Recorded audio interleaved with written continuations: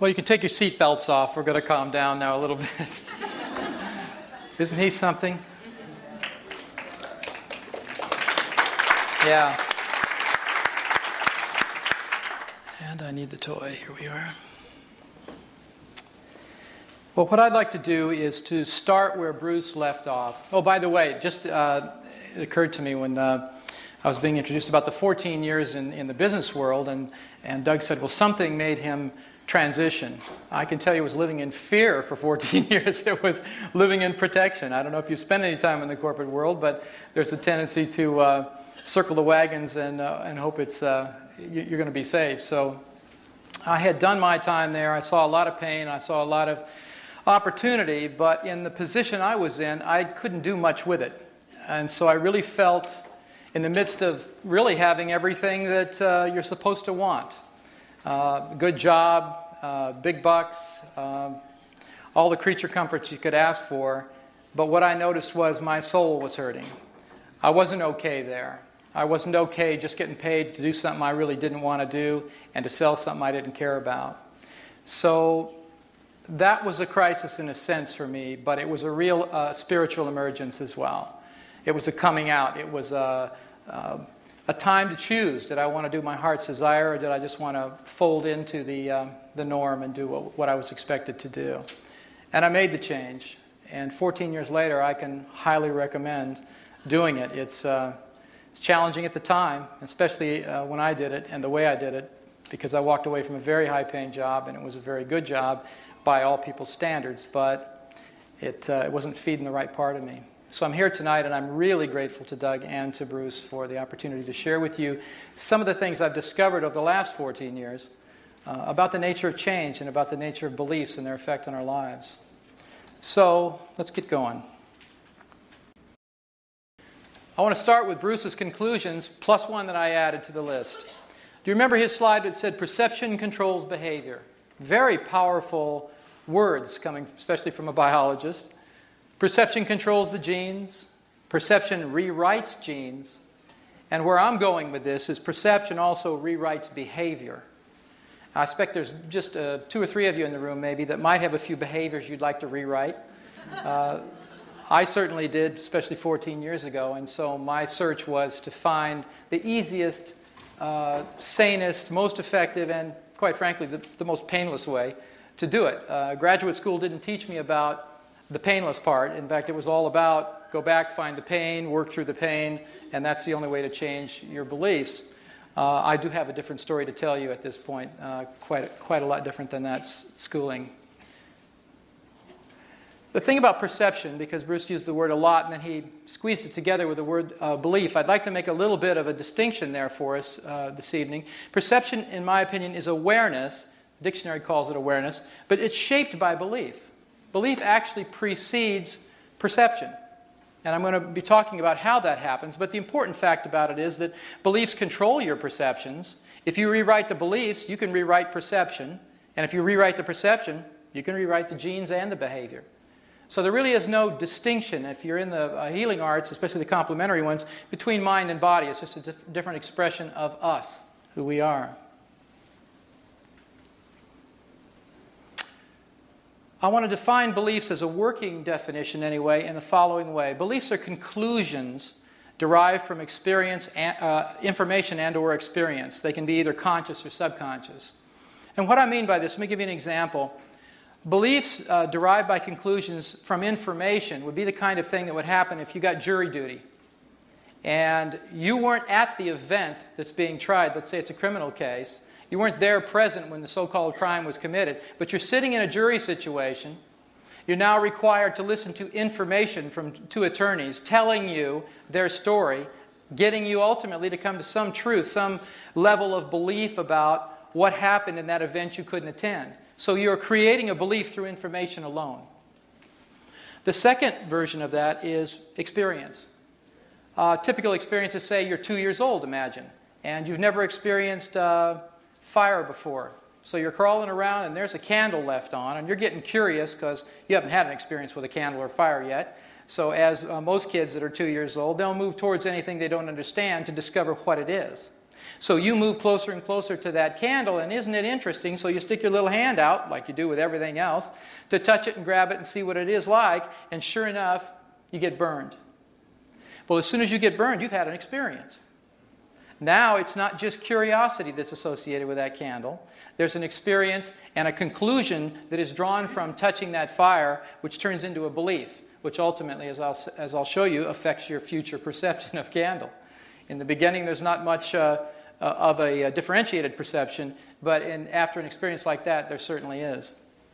And then I'm going to talk a lot more about the conscious and subconscious mind, because this is where, in my opinion, the greatest amount of ignorance exists in mainstream psychotherapy, is that we've been trying to change subconscious beliefs with lots of conscious means. And it turns out the two minds are so different that it's no wonder it doesn't work very well. Your beliefs actually determine your biological and behavioral reality. If I had to just describe Bruce's presentation in total in one statement, this would be it. Virtually every part of our lives is governed by our belief systems.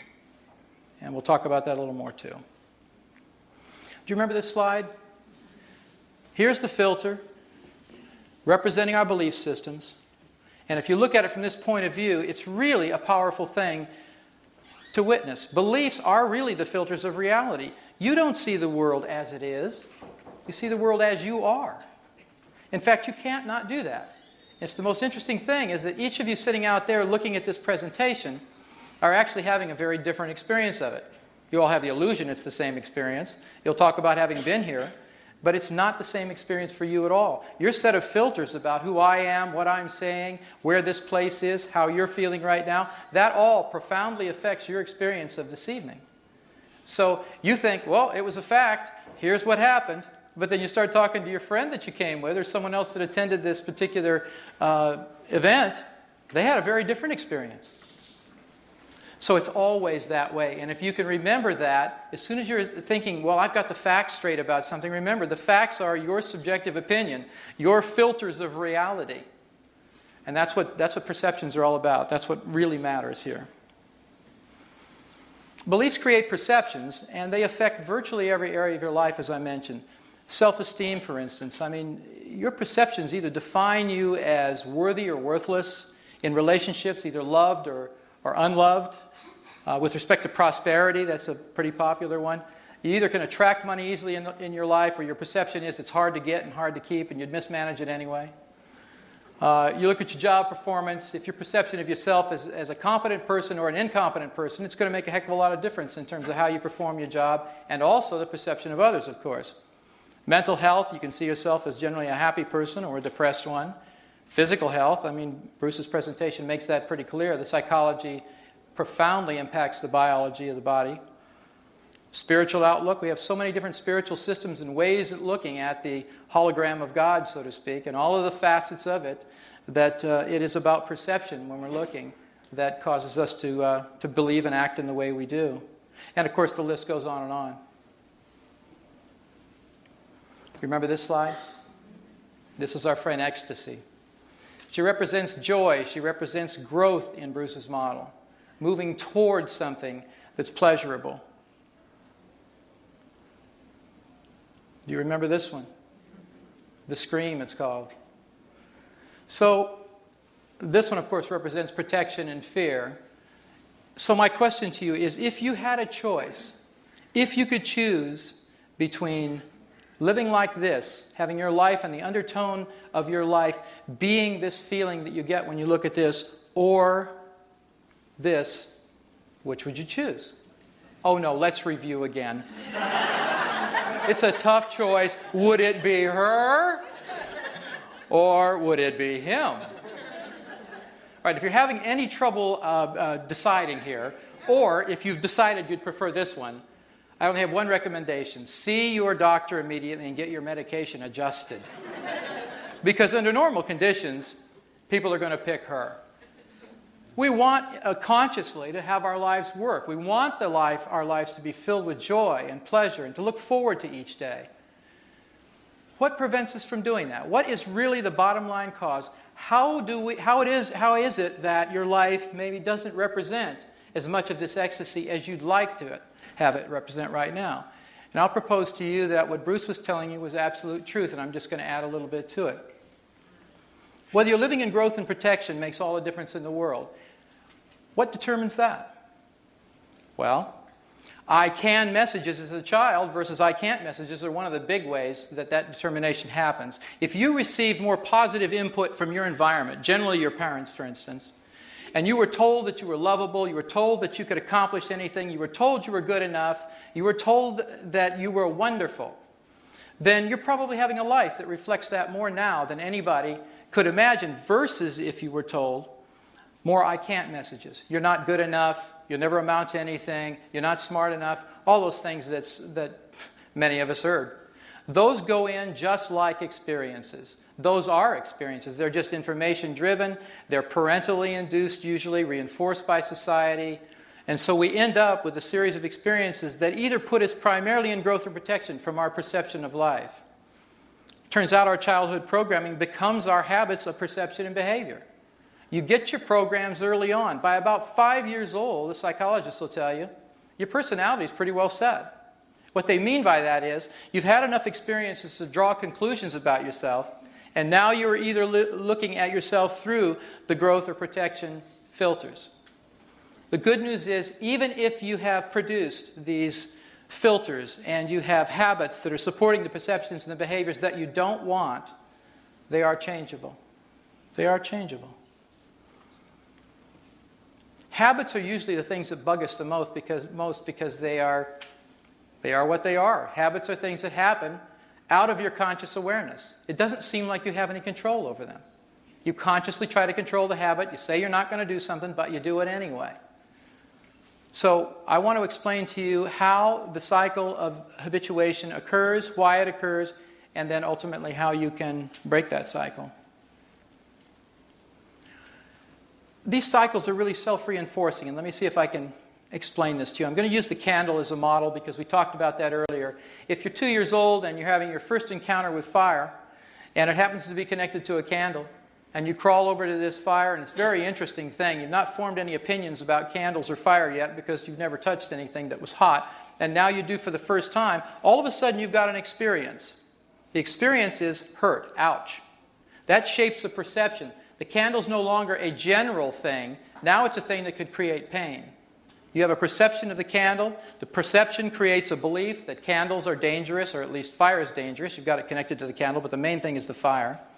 That perception then shapes your experience of this candle. The experience reinforces the beliefs. What happens is, the next time you see a candle, instead of crawling over to it and sticking your hand in the candle, your perception of the candle as a possible source of pain keeps you from doing that. The fact that you're not going to go over there and stick your hand in that candle again, you'll never again have the same nebulous sort of perception. You're going to have a very specific perception of candles, and you're going to watch out for it. Now, whether as a child you learned about hot from sticking your hand in the fire and you got burned that way, or as you get older you have more complex experiences, you get burned in other ways. You get burned in relationships, as they say. That's a very complex form of burn, but it's a burn nevertheless. And it usually leaves a mark so that next time when you look at that situation, whether it's a relationship or whatever it was where you got hurt, you're going to move away from that. You're going to move into protection.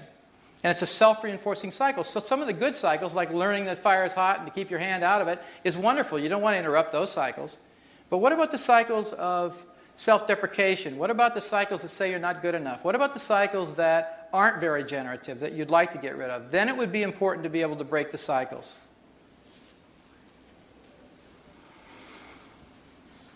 Basically, breaking the cycle amounts to rewriting the software of your mind, because then you can change the printout of your experience. As Bruce said so eloquently, it's about your perception.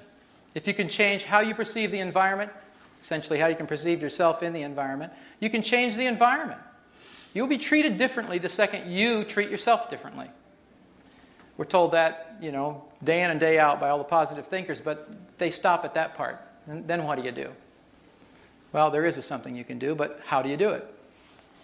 It requires two things, really, information and tools. I'm going to give you a little bit more information, and then we'll get to the tool part. And please understand that with respect to the tools and the confines of my situation tonight, which is 1 hour, not 2 days in a workshop, I'll be able to hopefully demonstrate at least one of the psyche change processes that I've developed over the years, so that you can get an idea of how quickly a belief you may have had all of your life actually can change, and how you can verify that it's different as soon as it changes. So we'll be doing both things. Now, one of the key pieces of information you need to be aware of that makes all the difference in the world is that you don't have one mind, you have two. I mean, haven't you ever tried to change your mind only to find out your mind is a mind of its own? Bet you have. And I'll bet you relate to some of these things down here, the ways in which people try to do that. If you've ever promised yourself you'd get in shape, but then you didn't. Ever made a New Year's resolution you didn't keep? Ever tried to quit smoking? Try to stop procrastinating. That's a favorite one. You swore you'd never get involved with another relationship, but you do. And the list goes on, and you can fill in your favorite personal one down there about what you've tried to change, and you said you wanted to change it, so there's a conscious intention, a commitment. You're a bright, energetic, committed person, but somehow it just doesn't come off. It doesn't happen, even with your intention focused in that direction.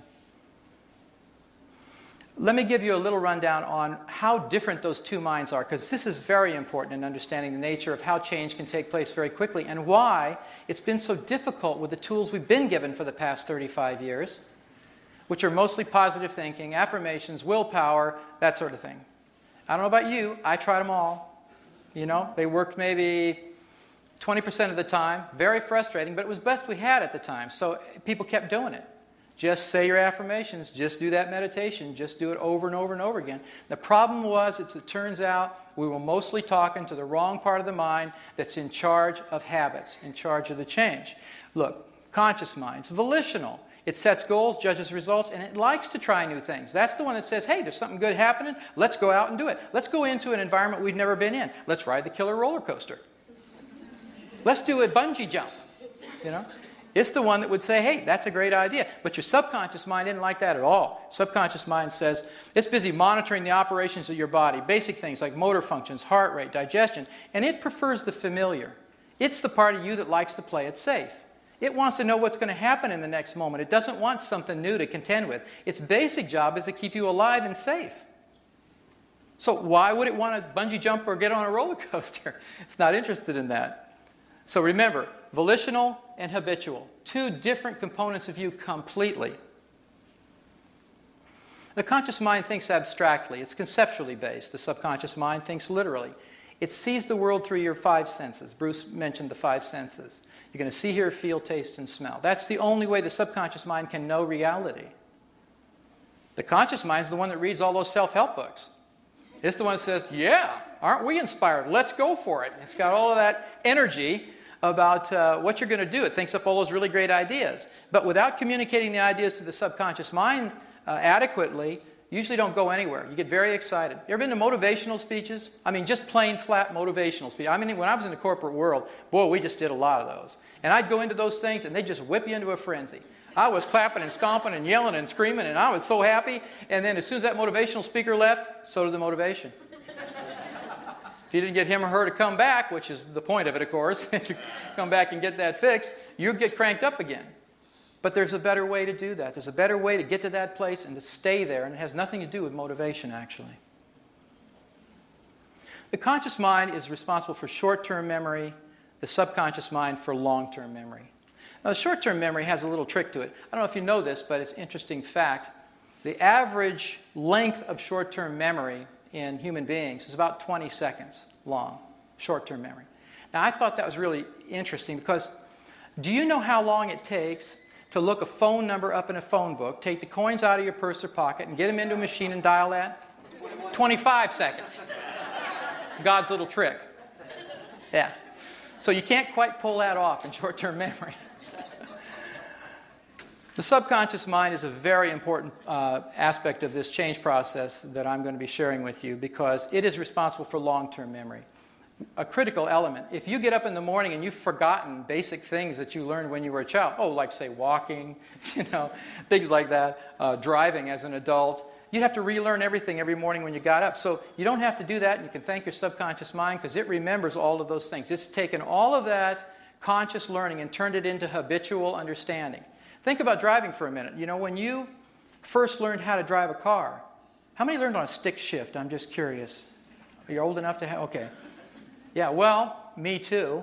And it was a nightmare. I don't know about you, but I'm sitting in this little car, and I've got a gear shift over here. It was on the column. That's how old I am. It was on a column shift, and I got 2 feet, but they're 3 pedals. I'm thinking bad engineering right away. You know, it's a problem. What am I going to do with those? Then you got mirrors. You got people coming this way, people behind you. You got to steer the darn thing. You got a clutch, accelerator, brake. I mean, it was completely overwhelming, not counting my father, who was sitting next to me, yelling at me the whole time because he wanted to save his transmission in that car, and I'm popping the clutch, and it was an awful experience. But eventually, having survived it, I was able to move into an automatic version of driving, and now I don't think about it at all. In fact, most people don't think about driving at all. I noticed since I got here anyway. This is a very interesting place. But you know, the beauty of it is you can have a conversation on the way from point A to point B. You don't remember driving at all. You had a great conversation, but somehow you get there. What's that about? I mean, who's paying attention? Fortunately, you have a very powerful part of you that is paying attention. That's your subconscious mind. That gets you around when you're doing the things that are really fun, and it takes care of most of these baseline things that would consume all our time if we had to do them consciously. All right, the conscious mind is time-bound, which means it's past and future-based. And for most conscious minds, if you're living with the scream mentality, you spend most of your time regretting your past and agonizing over the future. So that's not very much fun. Your subconscious mind is timeless, however. It thinks in the proverbial present moment only. So when you're talking to the subconscious mind, this fact is very important. It doesn't understand future tense requests. If you put your request, what you want, in a future tense for the subconscious, it mostly yawns and goes back to digesting your dinner because it doesn't get it. So you have to talk present tense. Now that seems a little crazy from your conscious mind's point of view because it's thinking, well, that hadn't happened yet. If I'm making up this statement that I want to be true, shouldn't I say I want it to be true? Only if you're trying to convince your conscious mind. So there's some rules about how you address and communicate with the subconscious that are very important to making it all work. Another difference, very important one, the conscious mind has limited processing capacity, maybe 1 to 3 events it can handle at a time. If you're at home and the phone rings and you're watching a TV program and somebody walks in from the kitchen and they want to talk to you, about that time when those 3 things are going on, you're saying, wait a minute, one thing at a time, you know, I got to stop now. Because you really can't process. It only is processing at about a rate of 2,000 bits of information per second, which sounds wonderful and kind of awesome in its own way, unless you compare it to the subconscious mind, who has expanded processing capacity, can process thousands of events at a time, and averages 4 billion bits of processing capacity in a given second. That's an incredible difference. But if you think about it, this part of your mind would have to do that. Remember, it's in charge of motor functions. You can't walk, talk, digest your food, do respiration, digestion, or any of that without a huge amount of processing capacity. You couldn't sit up in your chairs. Because what you take for granted, you just say, well, I'm going to do that. You turn on your volition part, which is your conscious mind, and say, let's walk from here to there. But you know, you can't walk from here to there consciously. If your subconscious mind doesn't agree, you aren't going anywhere. And that's true of your beliefs changing too. And we're getting to that. All right. It's easy to change habits of thought and behavior if you access the subconscious mind because it's the storehouse for attitudes, values, and beliefs. This is where doing your basic affirmations every day, which are generally so abstract that the subconscious mind can't understand it. It really doesn't care what you're trying to do because you haven't engaged it in any way, shape, or form. And you're talking to the wrong part of the mind in the first place. The subconscious mind is where all these attitudes, values, and beliefs are stored. So if you don't learn how to communicate with it properly, you aren't going to get very far. You're going to be very frustrated. And that's exactly what I was. That's why I'm sharing with you these a whole different approach. All right, so as the easiest and most effective way to communicate with the subconscious is through a process called muscle testing. And I'll bet you a bunch of you in this room have had some experience with muscle testing. Is that true? Can I see a show of hands? All right. So I'm going to ask you temporarily during this discussion and also an experience that I'd like you to have to forget everything you know about it right now. Pretend you don't have any preconceived notions about it. Humor me. There's some things that are very important about using muscle testing in a psychological way that are very different from using it in almost every other way. Vitamin mineral supplements, it's very popular. In applied kinesiology, clinical kinesiology, you're looking for organ distress, meridian dysfunctions, and so on.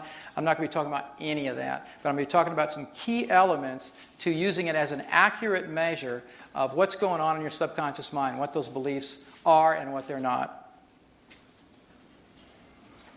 Okay, we're going to have a little experience, and I'm going to ask someone to help me up here to demonstrate muscle testing a la Psyche. Psyche is the name of the name I give the work that I do. And I want to show you when I'm using it as a psychological tool to access the subconscious and check for beliefs, how to set up an appropriate communication system. And the key here is appropriate.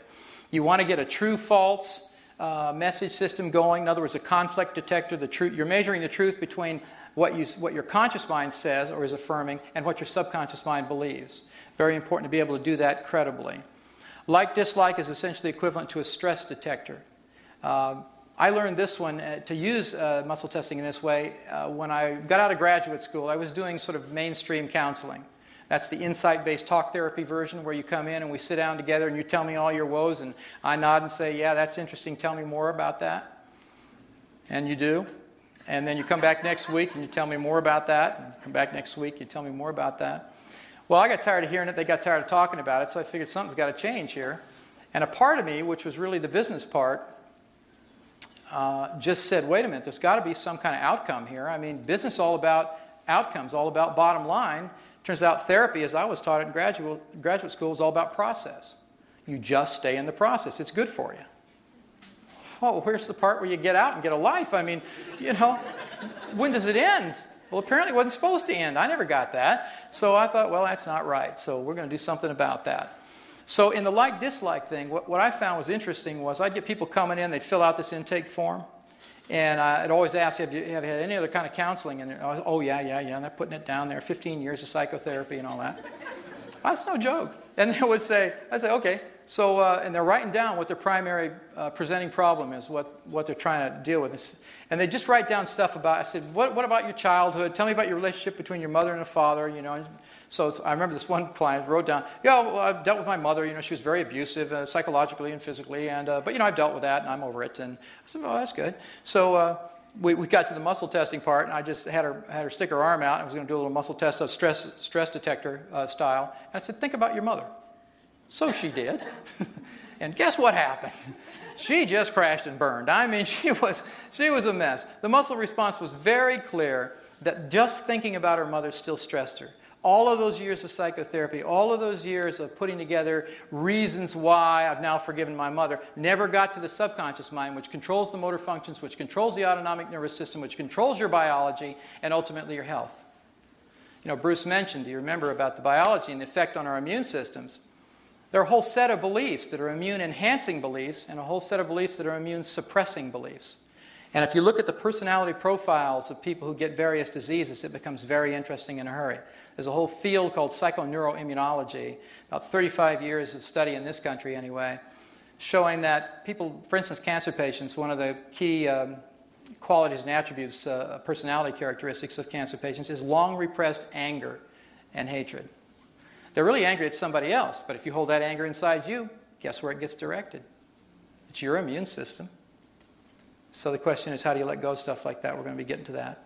So third down here is setting up a yes or no communication system, because in this work that I do, it's essential that you can communicate with the subconscious in a way to ask it questions and let it determine even what process is going to be used within this model of Psyche that I use. There are a variety of belief change processes, just as there would be if I was a carpenter and I had my little bag of tools. I'd have a pair of pliers and a screwdriver and a hammer at the very least. Because otherwise, if you just handed a hammer and you say, go build that house, boy, you better find a lot of nails, because that's all you're going to be able to deal with. So you need some way to communicate yes or no, get yes or no communication from the subconscious. The last little note here, and I'll demonstrate this in just a second with someone, is where you position your eyes when you're muscle testing for psychological responses matters, as it turns out. And I'll show you. I'll demonstrate that for you. I learned this through, actually this little piece of it, through studying NLP years ago.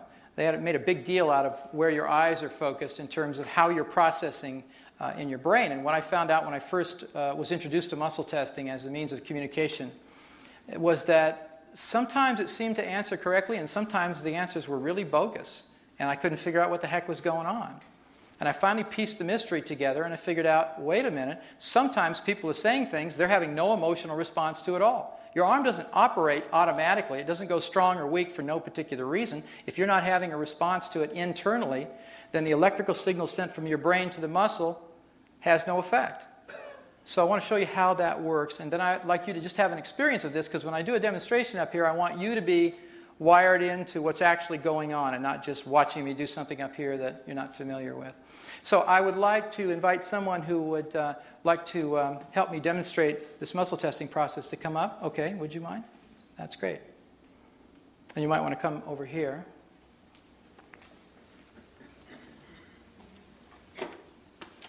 And you are?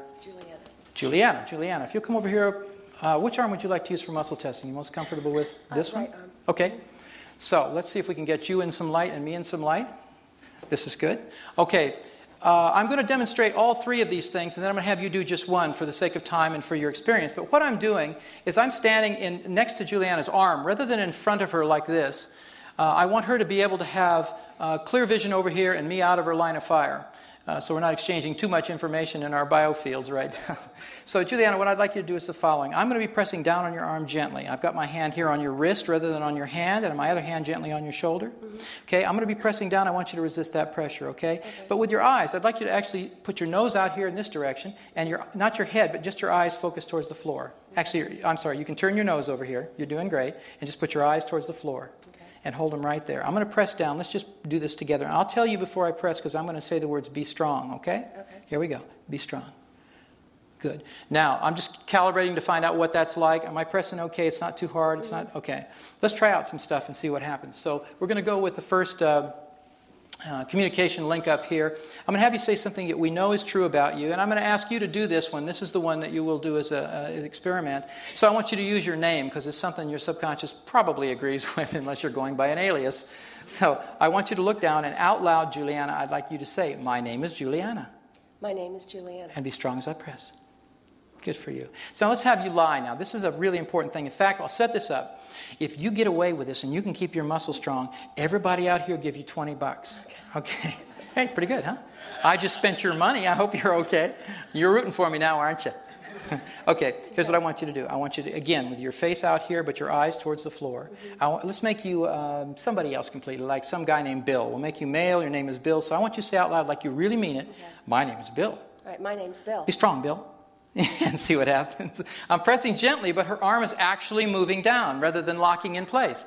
I know all of you can't see that exactly, but trust me on this. Can you feel the difference? Yes. Yeah, it's dramatic to her and to me, and I'm pressing very lightly. It's not about pressing harder. It's about when she says something that isn't true, roughly, you can rest your arm, roughly what's happening is equivalent to what happens in a polygraph machine.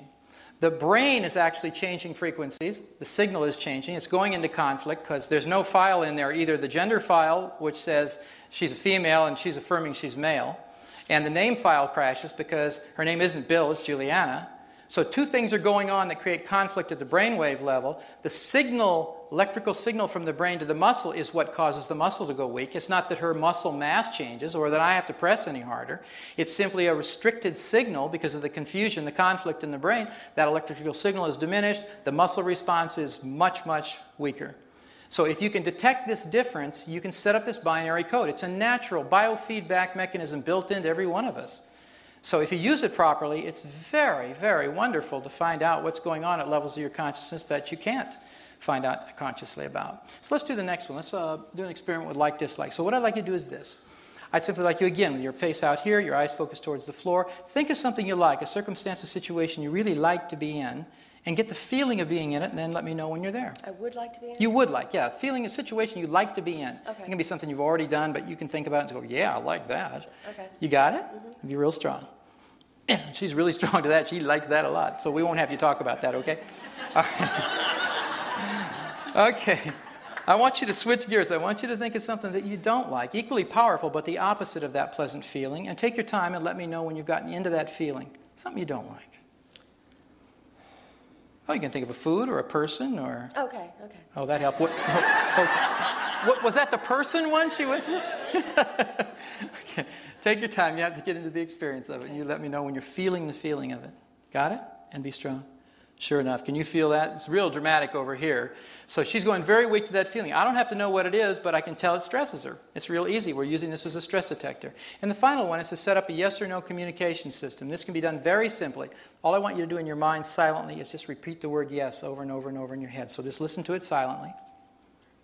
And be strong as I press. Good. Repeat the word no. Hear that over and over. Okay. And be real strong. Feel the difference? Yeah. Can you see a little bit of her movement? Because she's moving and that arm is dropping real easily and I'm pressing very gently.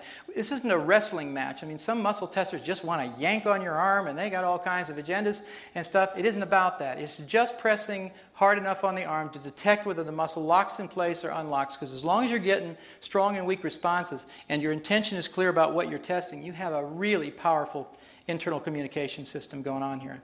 So let me propose the following. Given our seating arrangement, I want to suggest this. Instead of standing like I'm standing with Juliana this way, I want you to, in a minute, you'll be standing up where you are, pick a partner that you're close to, and actually stand facing me and have your arm come out towards the back of the chair in front of you. Stand to the side like this. That way you don't hurt anybody. Because your arm's coming out this way, not to your side. There's not much room to the side. You're going to have your partner do the following thing. I just want you to use the truth detector for right now, just to have this experience. The way this happens is this. You're going to take your hand, put it gently on top of the wrist, not on the hand that bends here, but on the bone up here. Your other hand, just rest it gently on the shoulder of your partner. They're to be looking, their face is straight, but your eyes are looking down. If your eyes are looking down, you will be emotionally connected to the statement you're making. If your eyes move around, this may not work for you. So this is very important. Head straight, chin parallel to the ground, eyes focused down, and then have your partner say, my name is, and use your real name. So one more time, Juliana. My name is Juliana. And be strong. And I want you to say be strong just before you press, okay, to warn the partners. Because if you just jerk like that or you start pressing when they're not ready, you can't tell when the muscle's strong or weak. So let's switch gears. We'll make you somebody else again. This time you can be some guy named Jim. Imagine you're Jim. Say, my name is Jim. My name is Jim. Be strong, Jim. You feel the difference. Yeah, it's really dramatic, and you just press gently. I want you to have this experience because after a little while, I'm going to use this muscle testing connection to demonstrate one of the belief change processes. So take about, it won't be more than 2 to 5 minutes at the most. I'll yell at you after a while, but I'd like you to have the experience both ways of doing muscle testing this way and just see how it turns out. Thank you very much, Juliana. Go ahead.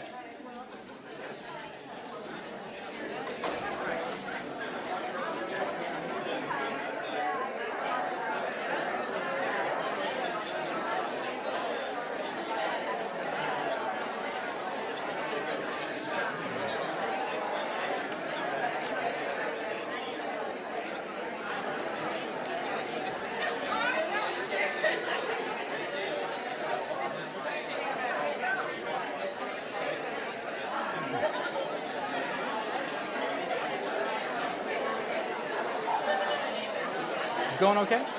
Yeah. I went over a little bit, but not too much. 5 or 10 minutes. It's okay. Anybody else looking for a partner? Remember to focus your eyes down. Look down at the carpet.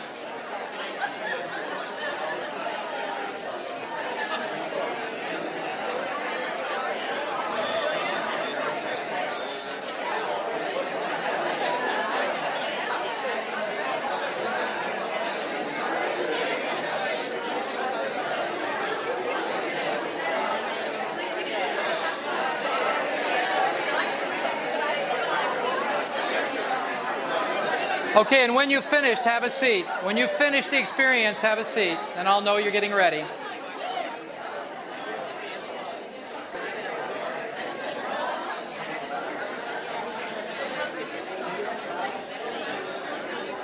All right. Let's bring it back.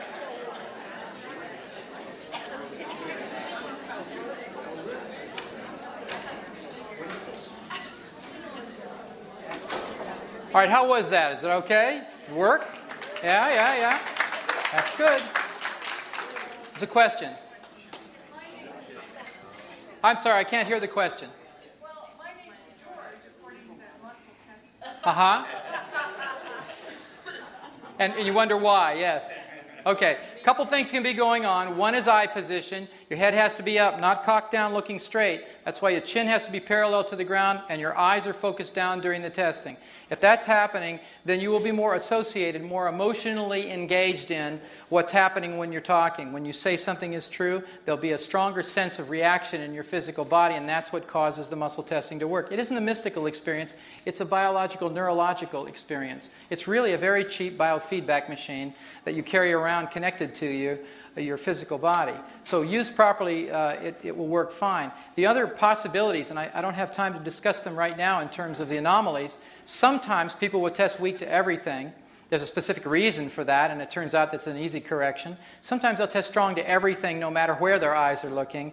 And if you're strong to everything, that's another condition in the body that's happening at the time, and there's a corrective procedure for that. But even here, you know, I bet you there 90+% of you had the experience as you normally would, and a small percentage may need some kind of tweaking, in other words, to make it work really well. If you've never experienced muscle testing before, sometimes it can just be plain surprising. You know, it worked. What's that about? Because consciously you walk around thinking you're in control of your body and your behaviors and your responses and all of that, and the fact is mostly you're not.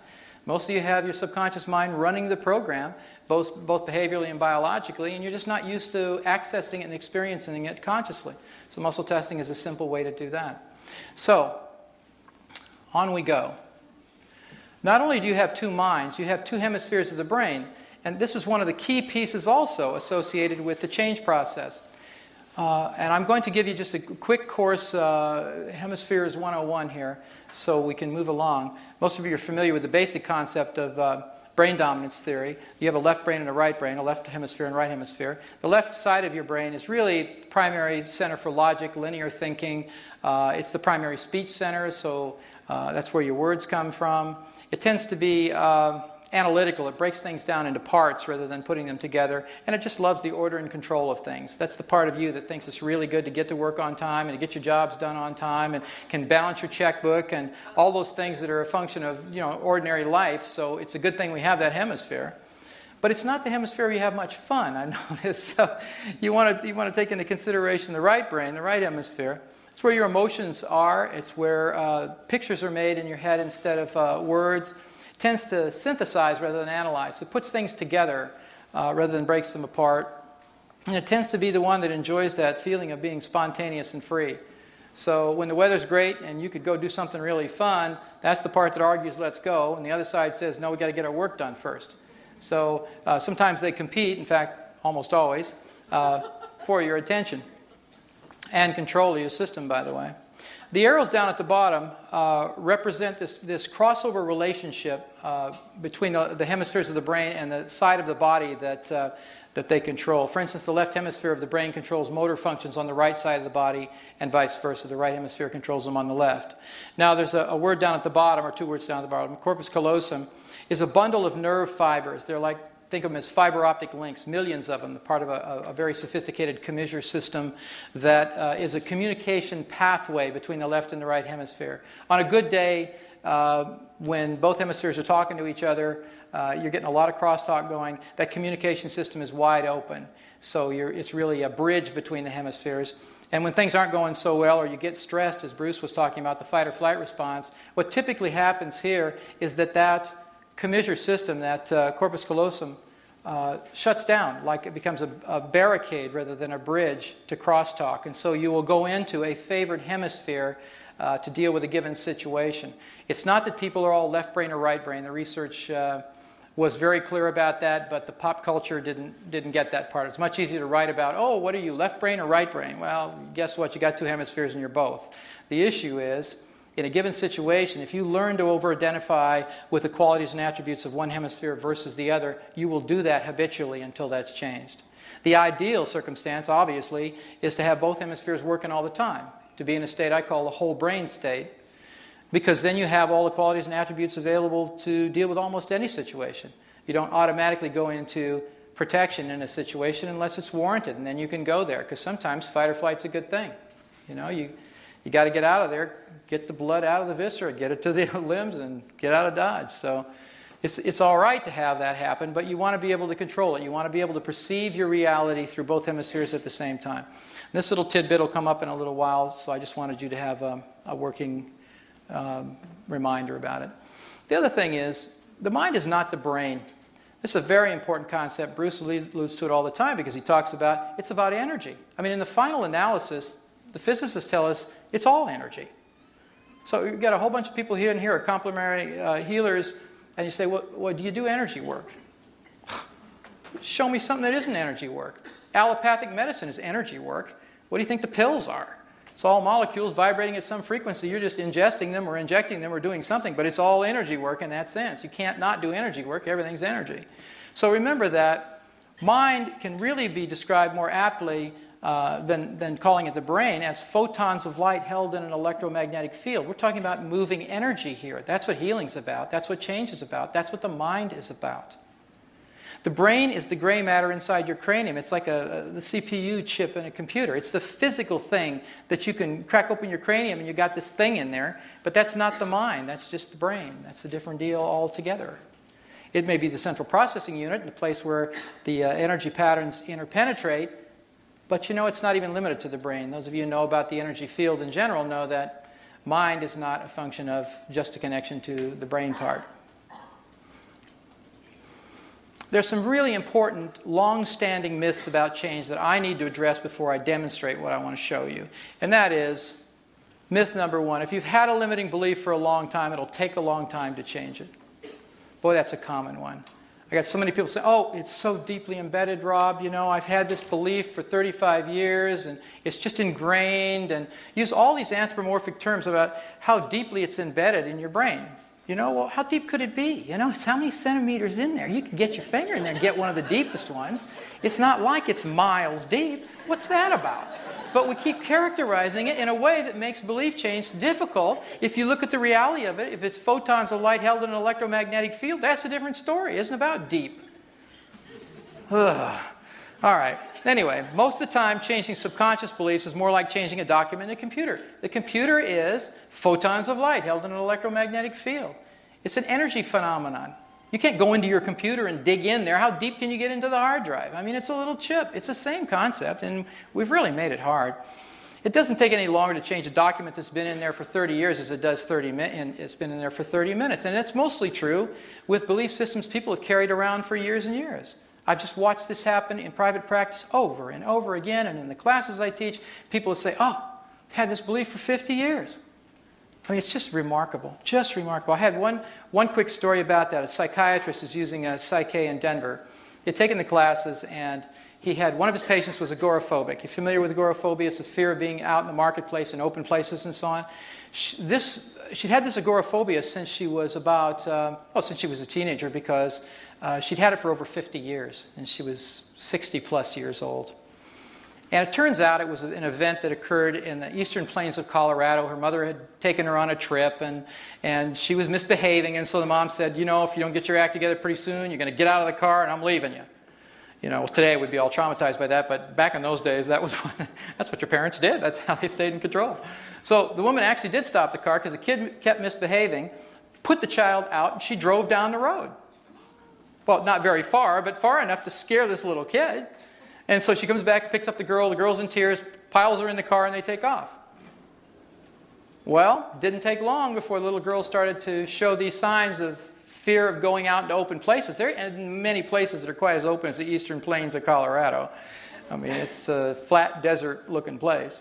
So she had this association with this place and with this fear, and nothing they had done. They tried drugs, they tried all kinds of therapies of various kinds, and this psychiatrist had just taken the psyche class, a weekend class, the one I'm teaching this weekend, as a matter of fact, and so he got to a place with her. He just said, look, I've tried everything else. I got to admit, I just went to this weekend workshop. I don't know if this will work or not, if it has anything to do with it. So he didn't really believe in it. And then she didn't believe in it because she said, well, how can something like this affect a biochemical disorder? I mean, how can it work? And they both said, well, what the heck, we'll just give it a shot. They did. And that one session, that agoraphobia disappeared. That woman was out driving a car within a week, going wherever she wanted. She had relatives she hadn't seen in the area unless they came to her house because she couldn't leave her house for all of those years. So it's just, I mean, that was a wonderful story and an amazing testimonial to the fact that I don't care how long you've had something, boils down to photons of light held in an electromagnetic field, and if you can find the address of that belief and you can rewrite that software, you can change the outcome. So keep that in mind when you're saying, oh, I've had that for a long time, that'll be a tough one. Not necessarily. Myth number 2, changing old behaviors and thought patterns is difficult and often painful. This is the no pain, no gain myth.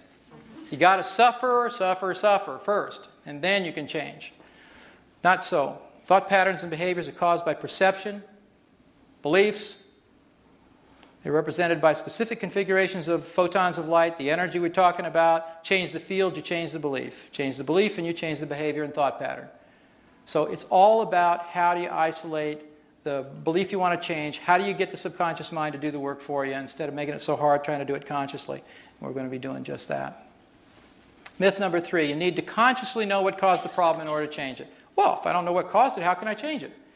That's the mantra of mainstream psychotherapy, because they're having to change things by figuring out what it was, telling you what happened, giving you this powerful insight, and then making a huge assumption that insight is a sufficient condition to change.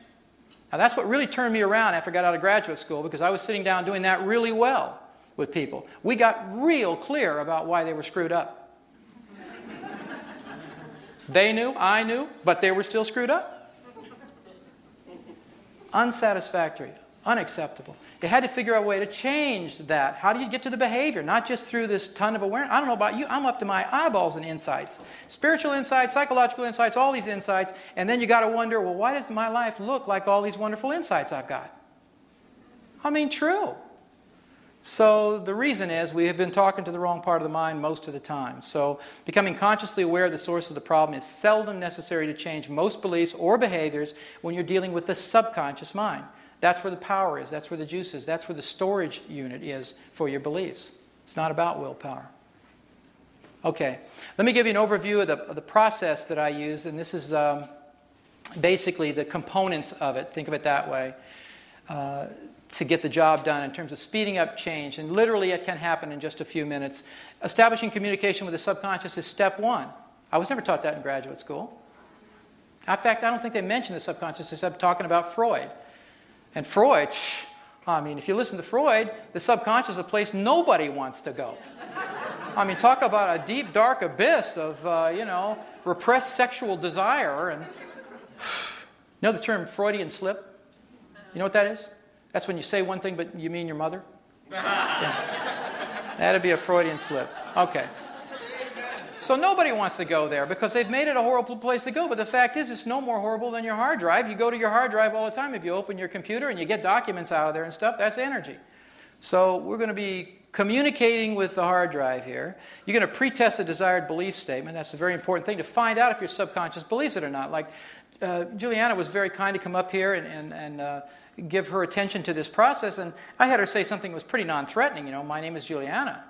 But what if I had said something like, had her say something like, I love myself unconditionally, or I trust that I am a wonderful person, or anything that she would desire to be and to know about herself. Then all of a sudden the rubber meets the road. Now you're finding out from your subconscious mind, do you agree with that statement or do you not? You may have done tons of therapy, you may have been saying affirmations and meditated for 25 years, and I tell you, surprise, surprise, you'll say something you think is true and you do believe it consciously, but your subconscious mind never got the message. And that's the part that really needs to get it in order to have behavioral change last. That's why so much change tends to be temporary and made out of lots of willpower.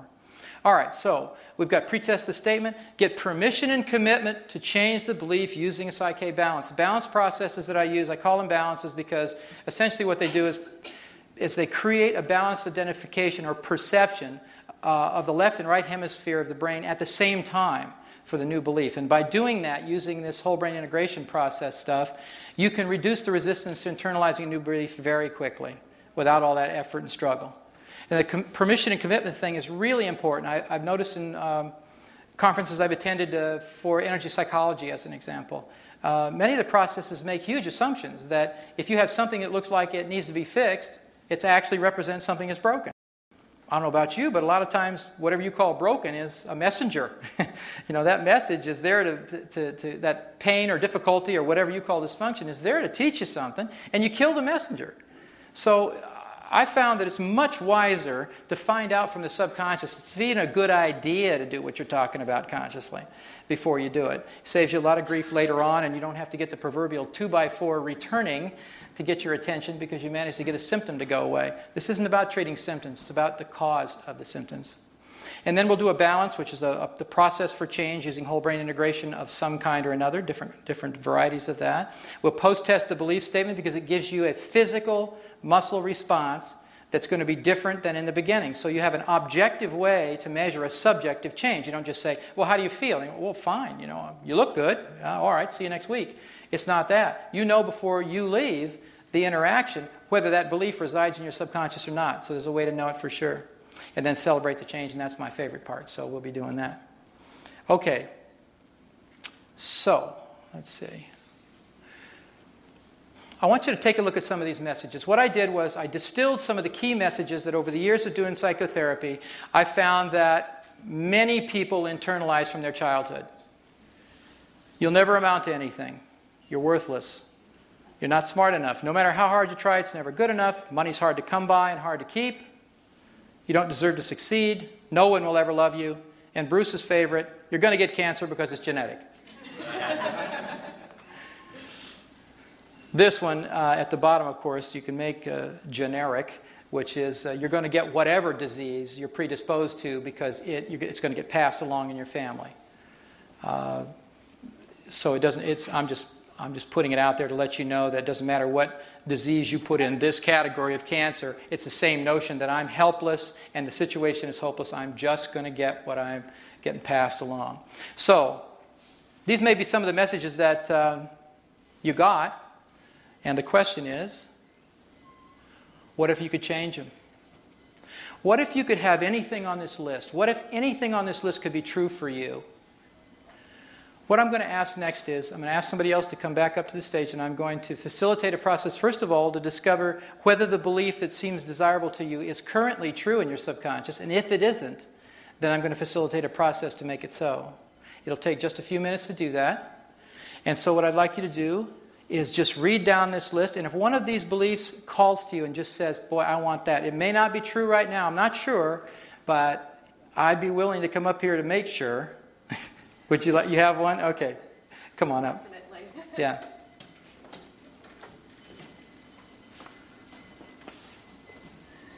Get this one. I might actually be able to finish my PhD. And which is that? I deserve happiness and success in my life. I deserve happiness and success. And your name is? Karen. Karen. Okay, Karen, I'm going to have you come over here, please. Like about so. And I'm going to have you put your arm out. We're going to do a little muscle testing together. Can I have you turn this way just a bit?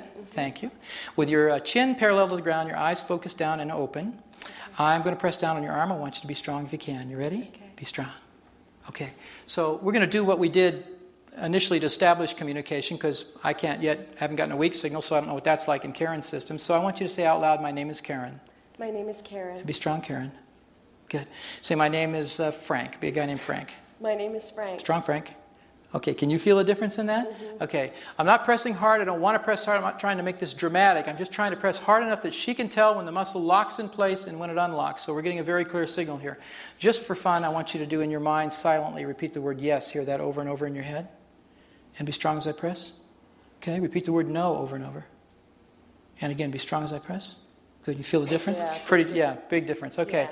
So what we're going to do is we're going to make this a little juicier now. We're going to have Karen actually say her desired statement out loud. We're going to test it against what the subconscious mind currently has residing in there as a set of beliefs and see if she has any beliefs that support that. She may actually not believe it consciously. It's possible she could already believe it subconsciously, and we don't know that until we test. So if you put your arm out again, I'm going to have you say your statement out loud, which is, I deserve happiness and success in my life. Look down and say that like you mean it. Okay. I deserve happiness and success in my life. And be real strong. Oh, nice try. Please, God, make it work. That's about wanting it with all your heart and soul, but not having the program to support it. And that's what I mean. You think, oh, geez, I've tried it, and I want that, and I'm really desirous, and oh, I'm all lined up. And your subconscious says, sorry, no software for that one. All right. So what I'm going to do now is I'm going to demonstrate a change process. And this is different than teaching it, so please forgive me in terms of not being able to have the time to explain each little detail. That's why it's a 2-day workshop. I can't make that into this hour or so that we have together. But I'm going to facilitate this with her by going through the protocol, generic protocol I showed you, and we'll see what happens. So if you put your arm out for a minute, please. Okay. First of all, we're going to get permission and commitment. We've already tested the statement. We know that you're weak to the statement. The goal is to get her to be strong to the statement. Right now, she tests weak, although she's really wanting to be strong. And I can understand that. All right, so I'm going to ask a couple questions. You don't have to repeat any of this out loud. Just listen.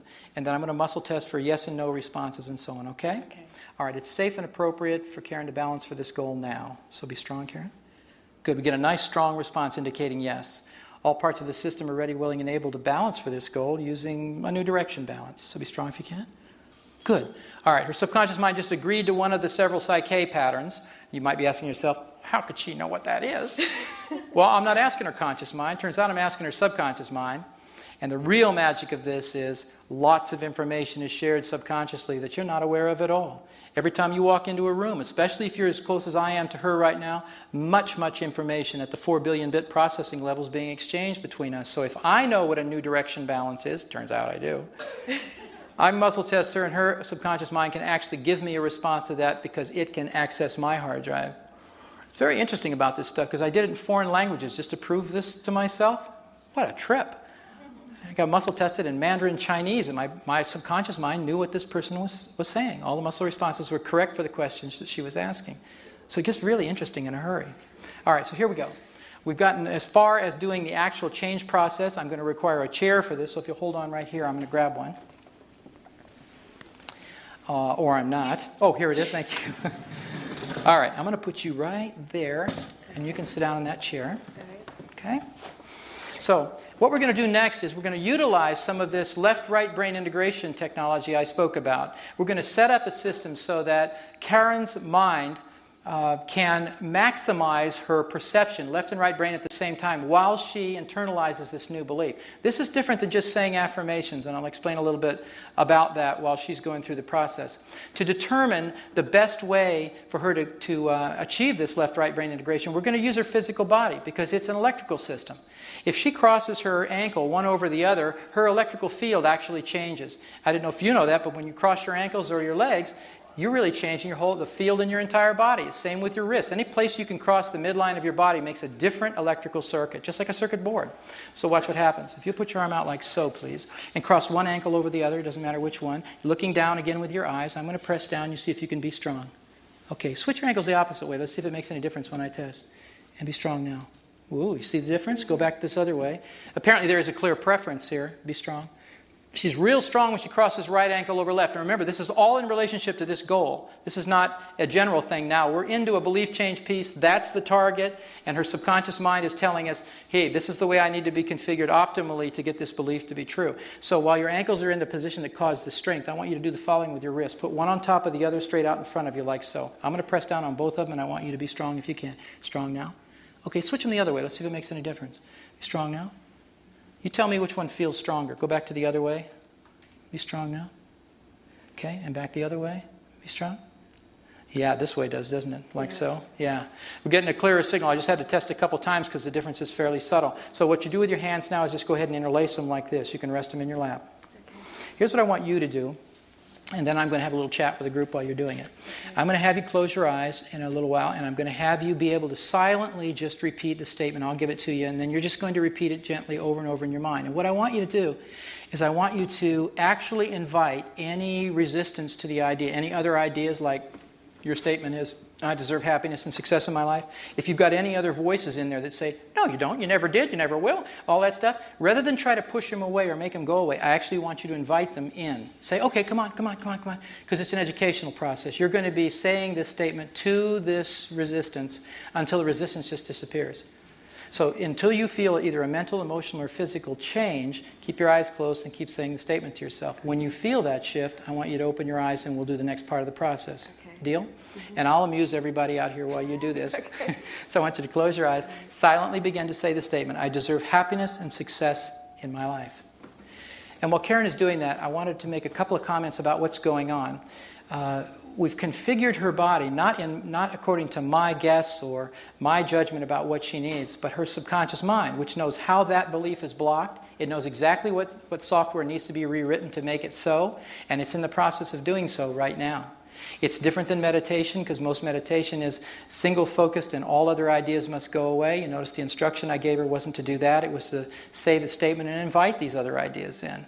It's not prayer, because you're not really asking for intercession in some way. Come, please help me. It's not that kind of thing. You're just affirming this belief over and over. It's not visualization. It's not positive thinking. It's simply affirming a statement to be true, educating the parts that are in resistance, and doing it through the filters of whole brain integration. While in this posture, she can't think of the downside of this the way she used to. Left and right brain now are working simultaneously, and they're perceiving this goal in a brand new way that she hasn't been able to every time she's thought about it in a normal sitting posture or just in her normal life. So it's really interrupting the cycle of over-identifying with the left or the right hemisphere of the brain, which kept her stuck. As soon as this comes into a whole brain integrated perception, the belief's hers, and we'll test it out. Okay? So you keep at it until you can feel something change, and then you just let me know, and I'll keep talking to all these people about this. So it's usually this process, I'd say on average, takes about 2 to 5 minutes for most beliefs to change.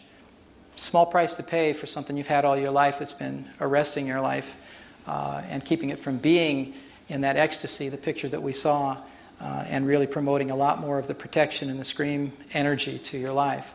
So it can shift, it does shift, and it's not about me doing something, it's about her. In fact, all of Psyche is really about very little about the facilitator and a whole bunch about the innate wisdom and the divinity within each of us. It's activating that and moving it into a specific area of intention and giving the tools to the subconscious mind to do the job that it is capable of doing with the proper instruction for doing it. Sometimes when the change is taking place, this is another interesting aspect of this process, is that it's not particularly visual. You don't have to visualize anything. If you're not a good visualizer, you don't have to make a picture in your head to make things come true. If you tend to be more auditory, you make sounds in your head, you talk to yourself in your head, you'll go there. However the belief is wired in that needs to be changed, that's what she's going to get internally. So sometimes you'll get pictures, sometimes you'll get sounds, sometimes it's just your body, you're feeling. You'll feel the body change, you'll feel the muscles tense and then release. Happens differently for each person and different with each belief. Okay, she seems to think something's going on here, so we'll check this out. So unhook your ankles and your wrists, unhook these guys. Put your fingertips together like so. Just hold them there. This is equivalent to the save command. If you think about what she was just doing in a computer metaphor, she was editing the documents that kept her from believing she deserves this life that's going to work. Then we're saving this to the hard drive. We're making it a permanent document in her subconscious mind so that it won't just go away. It's the same thing as you always save your work before you turn your computer off, so it's there when you get it next time. Same idea, so you can let go of that. Put your arm out to your side. I'm just going to test to see where we are with the process right now. This is a sort of intermediate deal. So just listen. This process is complete, so be strong if you can. Good. I get a nice strong response. You can stand back up, please. I'm going to remove the chair here. We're at a place where her subconscious just reported to me, I've had enough of that. I got it. Thank you. So we're going to verify it and see if that's really true. So I'm going to press a lot harder than I've been pressing just to make sure if this is true, that there's no doubt it is. I want you to say out loud, I deserve happiness and success in my life. Looking down, say it like you mean it.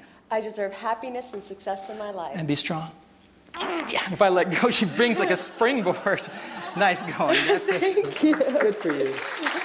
So hang in here for just a minute. So I'm just wondering if, Karen, would you mind saying a little bit about what was going on while you were sitting down there? Well, I started saying all the things, no, you don't, everybody's going to be jealous of you, you have to feel guilty. And then all of a sudden it was like, well, wait a minute. God wants everybody to be happy and successful in their life. And if God wants everybody to be happy and successful in their life, God wants you to be happy and successful in your life. Bingo. And when I went through that process, it just, It was very logically based. Mm-hmm. If this, then that, Mm-hmm. So did you tend to hear, was that a conversation going on in your head more than anything else? But then as soon as I realized that, I felt like just kind of like a lifting, like a happiness type of thing. Well, I think that I deserve happiness and success. Might have something to do with the feeling getting to come in for a change. She went from the scream to the ecstasy pretty quickly right there. Thank you very much. Thank Enjoy you. the change. Okay, thank you. Okay. Yeah. Thank you for volunteering. Okay. So, what'd that take? Maybe 5 minutes while I was trying to keep you distracted, so she had some, I mean, consider the circumstances. This is the worst possible place, on a stage with people in an audience doing belief change work, and it works anyway. Imagine if you had the privacy of your own home and one other person to work with, and you didn't have an audience the whole time. How simple things are. It's just been remarkable, my experience in the change work. When this work came in, and I say came in because I didn't sit down and analytically develop Psyche. It really was one of those born out of a moment of terrible frustration with graduate school training and other things I'd tried. All of a sudden, entire patterns of change were just downloaded in my computer. I went in my house literally and typed the information into a computer and said, okay, that's interesting. I wonder what that's about. And then I just read off the sheets and learned the work that way. It was very interesting. And this was 14 years ago. So I was very skeptical, didn't believe in muscle testing because I'd never experienced it, didn't believe in these patterns until I could experience them myself. And when I saw the really miraculous changes that were taking place in short periods of time, physically, emotionally, spiritually for people, I finally just said, okay, thank you, and I'll do it. So you find your path and you stay with it because it works. And it's my joy to get to share this information with you. It's like Bruce and I bond because he's bumping the envelope of biology. I'm doing the same with psychology. We've been looking in the wrong place for the changes for a lot of years, and it's time to wake up and do it completely differently. So thank you for your kind attention. And if you have an interest in learning more about the work, Doug's going to tell you about our workshops on the weekend. Are there any questions before I close? Anything that pressing and you need to know other than... You need to go. Okay. One last thought. Okay. Is this something you can teach yourself to do? Can you do it with yourself? Is that what you're saying? Can you do this all by yourself? Yeah, you can. There are methods of self-testing that are possible, and they have their limitations. So what's really good about it is if you have a friend or anybody, it doesn't even matter that they even know the work, and if they don't come to the workshop, that doesn't matter. What matters is one of you came. Then you'll know the work, and all you need to do is take 2 minutes and teach somebody muscle testing.